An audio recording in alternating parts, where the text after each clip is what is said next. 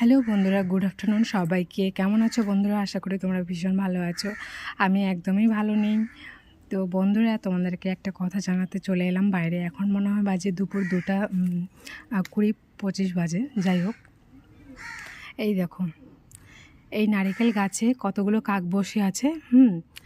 আর এই সাইডে মনে হয় ওই গাছগুলোতে অনেকগুলো কাক বসে আছে। তো এখানে জানো তো তোমরা, গোয়াতে কিন্তু এত কাকের সংখ্যা না, যতগুলো মানুষ নয় গোয়াতে, ততগুলো কাকের সংখ্যা বেশি। তো এত কাকের অত্যাচার না, যবে থেকে আমি গোয়াতে এসেছি, মানে এই যে আওয়াজটা এত মাথায় লাগে, এত কানে লাগে। দেখুন কিভাবে চিল্লাচ্ছে শুধু কাকগুলো। তো গোয়াতে আসলে তোমরা সাবধানে এসো ভাই, সবাই বুঝে সুঝে এসো। থাকতে যদি কেউ এসো, এইরকম প্রস্তুতি হবে আমার মতো, মাথাটা একদমই খারাপ হয়ে যাবে কাকের ডাক শুনে।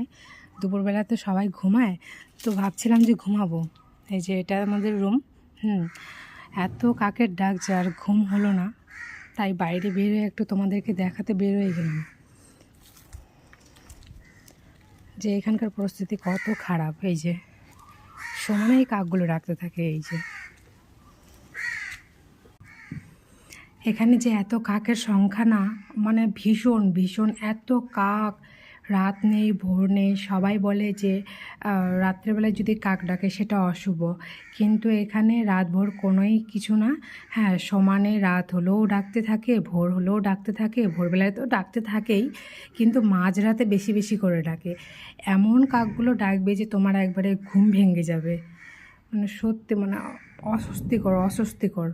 আরেকজন তো আছেন উপরে, মহিলাটা যিনি সব সময় মেশিন চালায়। ওনার আছে কি, ওনার একটা আছে সেলাই মেশিন, আর ওটা হচ্ছে কারেন্টের সাহায্যে।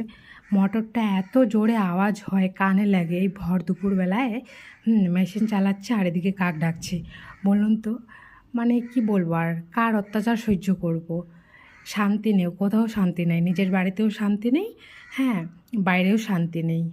যাদের কপালে শান্তি নেই না, তাদের কোথাও গিয়েও শান্তি নেই। তো এটাই হলো আমার মানে পরিস্থিতি, এত পরিস্থিতি খারাপ। কাকে কি বলতে যাব এখন? কাউকে কিছু বলার নেই এখন। কিছু কাউকে বলতে গেলেই একবারে মুখ চোর ঝগড়া করতে থাকবে। তো বন্ধুরা, ভিডিওটা ভালো লেগে থাকলে অবশ্যই লাইক কমেন্ট শেয়ার করবে, সাপোর্ট করবেন।